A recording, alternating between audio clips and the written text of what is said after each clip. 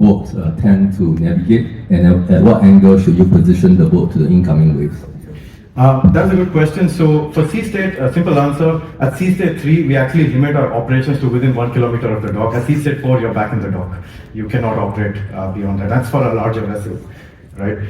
In terms of what direction, to be honest with you, I am not the operations guy at our company. We have an operations manager who's very good. He's an ex-marine guy, and he understands how to do this. Maintenance standpoint, yes. So we actually do a lot of engineering to make sure that depending on the use case, the vessel is ready to be able to do that. As I said, we actually don't go above sea state 4 today. But the idea is that if the weather does get bad, we don't have any humans on board. So if you have an emergency situation, we'll actually be able to always trace the vessel and get back and rescue it, and once really life is designated waste manager. So they tender somebody else to manage the waste. So what we do is we'll take the waste out, we'll actually dump it onto a dock. So we have a dock there, and the waste manager takes it out from our dock once a week.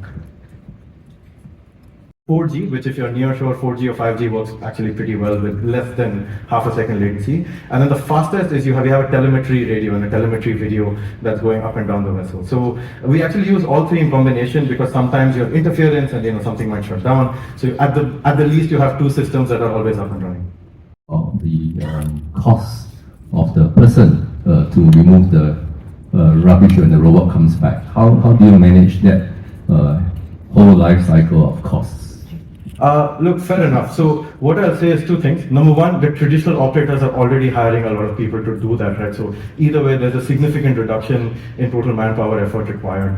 And the second thing is our bigger vessel is able to actually dump the waste automatically onto land. So you can see the video at the bottom. We have these projects where we collect literally, half a ton of these plants, and the robot will automatically tip it over and dump it at the back. So you don't need someone to unload the boat. And usually the waste managers have their own system to handle waste after we've handed it over.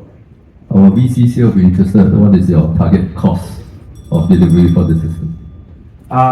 Well, I will not be super public with these numbers, but you can find me later. I'm also out of time. Oh yes, apologies. Sorry. Apologies. Can we come down first? So sorry. Please stay.